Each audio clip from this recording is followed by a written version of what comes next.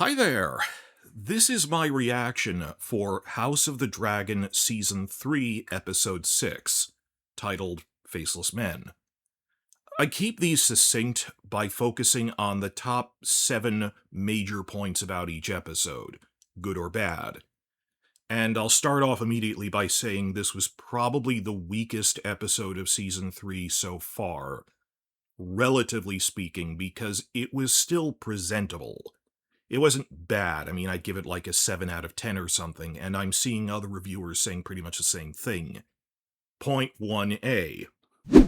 It feels like a truncated pileup of too many POV subplots without enough time for some of them. This is weird because the episode immediately before this one I was praising for how well it balanced 7 different POV subplots. And I still praise it for that. Episode 5 did this very well, interweaving them and presenting thematic parallels between these different storylines, like between Aegon and Aemond. In contrast, this episode has at least 10 different POV subplots, by my count. Arguably 1 or 2 more if you count different characters, but there's roughly 5 for Team Black and 5 for Team Green. And there really isn't as much thematic unity between them. I felt that right after I watched it, and now I've seen other reviewers saying that too. They're not really interlinked or paralleling the way other episodes did do this. It's not as if they're totally unlinked. Several have ripple effects on each other. Rhaenyra goes between Alicent and then Daemon. She sends assassins to the Tumbleton storyline, but they don't feel as thematically interconnected. It feels sort of like this episode was the first real casualty of the truncated 8-episode season. Well, we knew the first 2 were left over from Season 2, so in some ways we only have 6 episodes for Season 3, though I think they're ending sooner than their original outline. That under the original outline in like 2021 for 4 seasons of 10 episodes each, I think Season 3 would have ended at the Storming of the Dragon Pit. They're ending with first Tumbleton, we know that from the trailers, so I think they might be ending a little earlier, but even so, this is where I was starting to feel it. It's not that it's bad, and I don't think the writers had much of a choice, but we're feeling it here, that in short, I got the distinct feeling that this was originally intended to be 2 episodes. Not that there's a single, definable, clear stopping point in the middle of the episode where, clearly this was the cutoff, just it felt like this episode is where they piled up a lot of subplots that needed to happen, but didn't fit last episode and won't fit the next episode for pacing reasons. And that this is just luck of the draw where they had to pile up everything that was left over. I don't feel they were like filler scenes or they were redundant or something. It's quite the opposite, that they're rushing through things. Just, you can tell they wanted to do more, which directly leads to Point 1B. Behind the scenes production-wise, why do I think it was like this, and what are we to make of that, and why we shouldn't be worried going ahead, I hope. Thinking on it, it is not unexpected for a late season episode in specifically this position. I'm not gonna lie, at first, Sunday night, watching this, right after turning it off, I was really discouraged. What with it, then all the doomsayers immediately come on going, some of the book channels actually going, this is when it turns into Game of Thrones Season 5. This feels exactly like how Game of Thrones Season 5 was. No. Season 5, we could feel it but not define it at the time, was they're bending the storyline to center on the lead actors. They genuinely weren't doing it in this. There were too many POVs piling up. That's not the same issue, that you can tell they are actually building towards something. So just that was really demoralizing. Oh, well, this is where it turns bad. And I said, first off, we were all praising this a week ago. That whereas the TV fans love their action scenes, so they really loved episodes 1 and 2, book channels who were negative about the show were grudgingly praising episodes 3, 4, and 5, even particularly 5. That this feels really like the books and everything, with the balancing different storylines. Thematically, it's like the books. It has Savas in it. all of that a week ago we were fine. So my first point here is one middling episode is not a trend. If it's literally one. But then on top of that, I realized, and it made me feel a lot better, and I hope it does too. Please talk about this in the comments. It's the whole point of this entire review. The last mid-season episode before the big finale climax usually tends to be the weakest of any TV season. Not just on this show, but I mean for television in general, because a TV season isn't written in chronological order, and writing time is a finite resource. You always have less than you need, than you want to make the perfect show. TV writers usually have to triage the situation. They usually make the calculated sacrifice that the episode right before the big climax is the last on the list. It's the last to get those resources, because they're betting that the climax will then be so good that it wins back the audience. You can see the logic in this. And it's not just theoretical, you've seen it play out in Game of Thrones. Do you remember what happened in the episode immediately before the Battle of the Bastards? If you go back, even at the time, that was specifically considered the weakest episode of the season. That by IMDb, it had the lowest score. That it had the silly Arya chase in it, and then every other storyline was just treading water. Very little actually happened in it. So we have seen this before. It isn't, oh, this is the trend of it's turning bad. One episode isn't a trend. The episode right before the big climax is usually where they cut corners. Now addressing specific subplots. Point 2 of 7. Starting with the weakest ones, Rhaenyra and particularly Daemon's subplots felt a little like slow filler. Not entirely, but they were the weakest points of the episode. That it felt like just watching the two of them spiral into failure over and over again. Granted, Rhaenyra sort of does that in the book, but in the last few episodes, it was her having agency, her making reckless decisions, whereas here she's just sitting around feeling powerless because she's on the throne there and doesn't have money to give them. Where is the narrative activity in this? But even that, the Iron Throne Room scene, it sort of worked because it is part of a wider arc. And Rhaenyra was also good when she overlapped in the Alicent scenes, that they're actually arguing and fighting again. But I consider that part of the Alicent stuff. They're interesting character dynamics, but Daemon was even worse. That for Daemon, I went into this episode thinking that he'd end up triumphantly fixing the Gold Cloak problem with that there's green guardsmen that went to ground and are assassinating them. And he does kill the Hightower guard there, but it was presented as a hollow victory. All that being said, I realized the only subplots I felt didn't really work were Daemon and to an extent Rhaenyra, but the others ranged from fine to great. That on a rewatch, if you haven't watched this twice, it holds up. But difference between this and Game of Thrones is these episodes are usually better on rewatch. That those are usually you were finding more problems with them. Point 3 of 7. Criston Cole's death at the Butcher's Ball was great. That there were a few tweaks here and there from the book, condensing characters' dialogue so Oscar Tully says it because they're not going to introduce new characters, it's fine. One thing that came up, however, was some said it was anticlimactic that the battle happens right at the start of the episode instead of building to a grand finale. Really, that's the entire point. Criston's death was intentionally anticlimactic even in the book, that his enemies refused to let him die gloriously in a heroic last stand. They just unceremoniously shoot him full of arrows. So, in transitioning to TV format, what better way to emphasize that than by placing it at the start of the episode?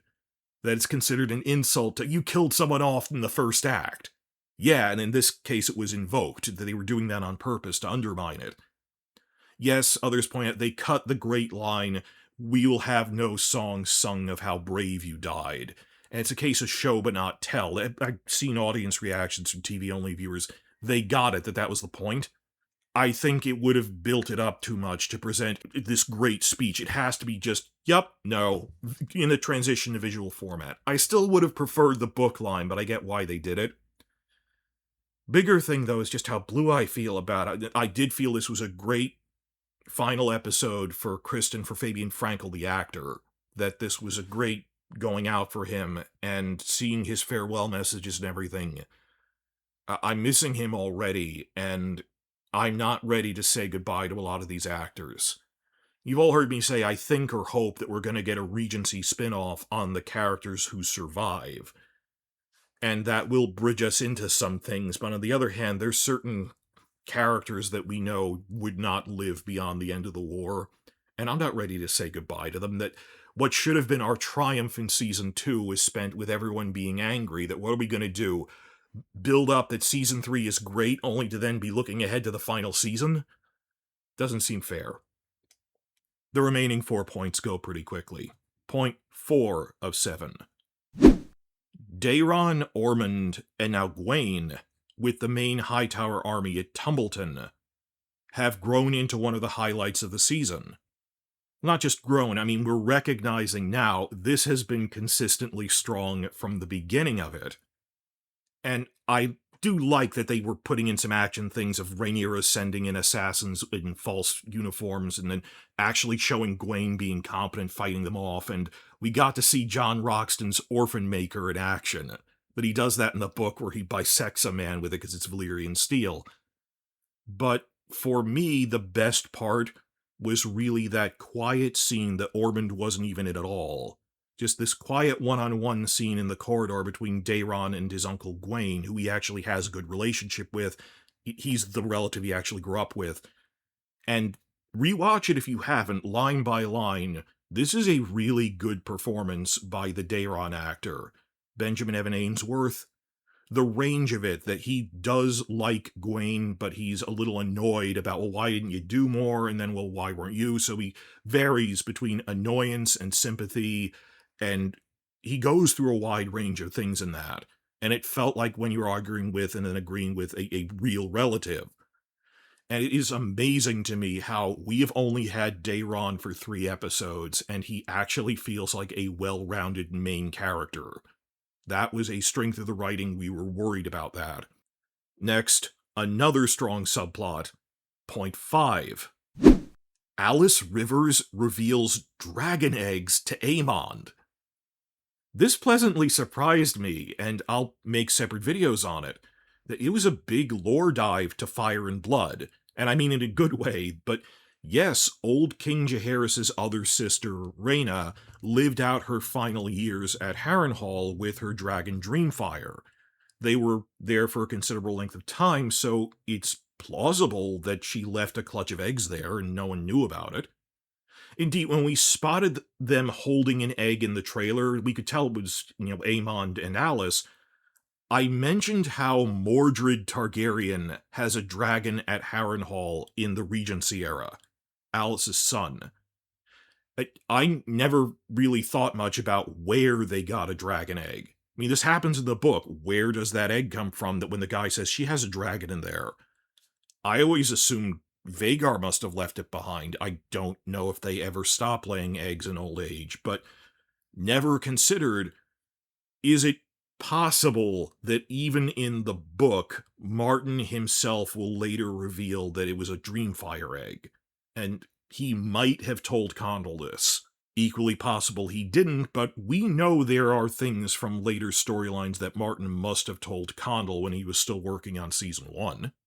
More on this in another video. Point 6. Helaena and her pregnancy arc, which involves Alicent.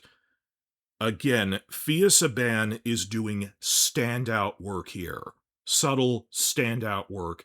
After we felt she was underused last season. Just the subtle nuance differentiating how she's really angry at Alicent and questioning her now, that she's no fool. She points out that Mysaria didn't even mention Jaehaera, so you must have lied about that she would escape with us.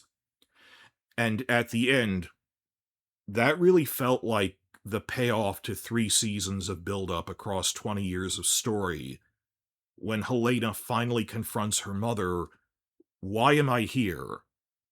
I mean, in life, why is my life like this? Why am I queen? Why did you marry me to my brother who doesn't really like me? That there were many other lords I could have been married off to. Well, I wanted to keep you close. That mother-daughter issue stuff, just the tragedy of all of this. And I missed that from season 1, and as they do other spin-offs and things, I hope they keep that in, that a big part of Fire and Blood, and the main novels too, in retrospect, is generational trauma and the problems we pass on to our children. And in the main novels, they do that through vivid narration of this is why Tywin is the way he was. Fire and Blood is a history book. Just chapter by chapter, you see the ripple effects of the bad decisions people make playing out with their children and then the children of their children in turn. That by late season 1 of House of the Dragon, when you see Rhaenyra and Alicent's children fighting with each other at the dinner scene, that this is the payoff to all that buildup of their rivalry the first half of the season. And now really the chickens coming home to roost, the consequences of all of their decisions, the tragedy of all of it. I think they're sticking to the goal of Helena's role ending by the season 3 finale. Outside chance they push it to the season 4 premiere, I seriously doubt it. And I'm not ready to say goodbye. Even more than, I like Fabian Frankel as a person, but, Criston Cole's story ran its course. Felt like they could have done so much more with Helaena if we had, 10 earlier episodes before this to really round out season 2. And it's become such a big part of the fandom that this grew beyond the page, their Helaena. Even Martin said he liked their Helaena more. I'm not ready to say goodbye. But if she has to go, it's better that she goes out giving a headliner performance like this. This has been Helena's season in many ways, whereas she was a prop last season. And finally, point 7. Merging Rhaena-Nettles still hasn't paid off. This isn't actually a criticism as such, thinking on it, because it's the biased views going into the episode. My views remain unchanged since episode 4, which was the last time we saw Rhaena. But the scenes in this were well acted, it's just they're too short to really be good or bad. I'm really just bringing this up because in prior reviews I kept stressing since the beginning of this season, so this is my atonement here, I kept stressing, no, the Rhaena and Bela actors said that episode 6 was their favorite. And I assumed from the way they said it that they meant there's a ton of payoff for Rhaena in this. I think they might have been talking about they just really like the Butcher's Ball. Criston's death. Maybe that's what they were talking about. So it's not that I'm hating on this, it's things I thought would happen in the Rhaena storyline this episode are really happening next episode. So as I've been promising everyone, I will judge this by episode 6, I will judge it by the end of the season. Even then, I think the book version was better, but does the Rhaena merger work for TV-only viewers? I don't know. And this really comes back to the central point of my entire review here. It is really discouraging after I was letting myself get happy after episode 5. We'd had a great stretch of episodes that everyone is so hypersensitive now and doomsaying when it's one kind of middling episode at the point in the season when it's expected that they usually short themselves on the episode right before the big wow episode finale, because they know it'll win back the crowd. And I remember this from season 1, everyone hating on Green Council, then the blind praise, deservedly so, for the season 1 finale. I'm looking forward to getting past this, but nothing has been ruined, it adds even more pressure on the finale to end with a good taste in everyone's mouths. Because no matter how good the start of this season was, people will remember how it ends. That's just how it works. I'm looking beyond the end of the actual season into the next 2 years of living with this, that I don't want to have 2 years like we've had where no one was talking about the show because it ended so abruptly everyone was mad about it. I want people raving about this season through the next Emmy Awards it's up for, which are next September. One way or another, I'll be with you guys as we go on this ride, and this is the critical time. The next 2 episodes are make or break. So please like and subscribe to stick around for that, and check back frequently. We are in the end game now.